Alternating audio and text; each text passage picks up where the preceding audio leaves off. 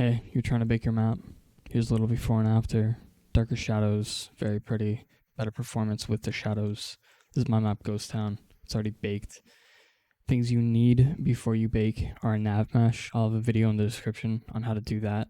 Second thing you need is an env map prop, little shiny ball. Should come with the map. If you deleted it, just re-add it. Finally, make sure your map is pretty much done. If you add anything, there's probably going to be probes inside it and you're going to have to mess around with it. So it's definitely better to just make sure you're done. It is possible, but you just got to mess around quite a bit and fix it.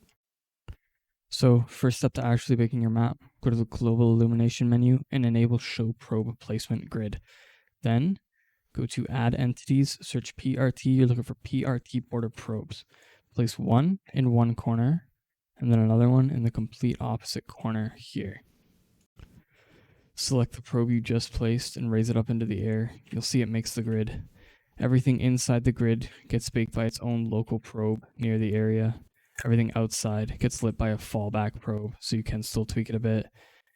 Go back to the first probe you placed, and you're going to want to place it slightly underground. In case you have any underground areas or trenches, make sure the grid covers everything. After you've tweaked your border area and where you want to actually get baked, next is to mess with the settings. Back in the global illumination menu, you'll see grid width and grid height by default are 1.5 and 2.5. This is pretty intensive. You don't really need it. You can see here, I'll show you, this map is baked at the default settings. There's way too many probes. There's more than enough. You don't need this many, and it just creates more bake time and more of a hassle to actually fix everything. You can probably tweak these settings, get away with maybe 4.4, maybe 5.5, depending on your map. You might have to tweak around, mess around with it a bit. You can see the grid. If I edit the height, you can see it changes. Width, you kind of just got to eyeball. It doesn't really show you, but 5.5, you'll probably be okay with pretty much every map. The higher this number, the shorter it's going to take to bake. So if you can get away with a higher number, you probably should. Ghost Town took about 11 hours to bake up to default settings, so it'd be much faster with 5.5 as I have it now. Next step is to do the actual bake. You're going to click full bake all levels. This will pin your CPU at 100% for hours, so make sure you're ready for that. I usually do it overnight. You'll see at the bottom here, it'll start saying PRT operations probe baking 1 out of 6, something like that. And you'll see this bar start to fill. Once that's done, it'll go back to no computation 100%.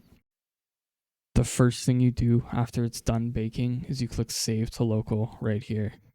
Then you save your scene.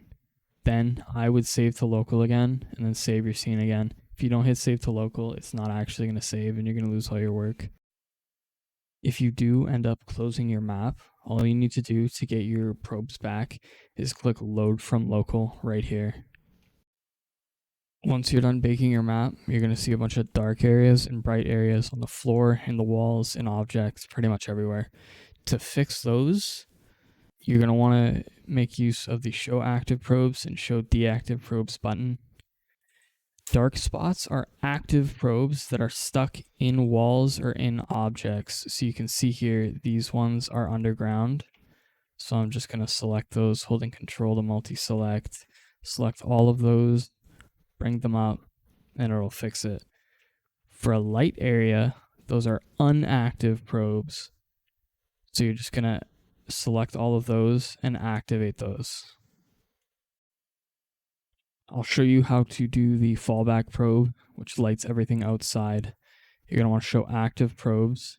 You're going to go to any probe, and you're going to take it as a fallback probe. Only one probe can be the fallback probe. When you make another one the fallback probe, it takes it off this one. This lights everything outside of the grid, so I'll show you here an extreme example. This one's in a dark area. If I make that the fallback probe, you can see it makes everything really dark. So you're going to want to make sure you select a probe with decent light, and you can enable it, and then you'll see it fixes the scene outside the border.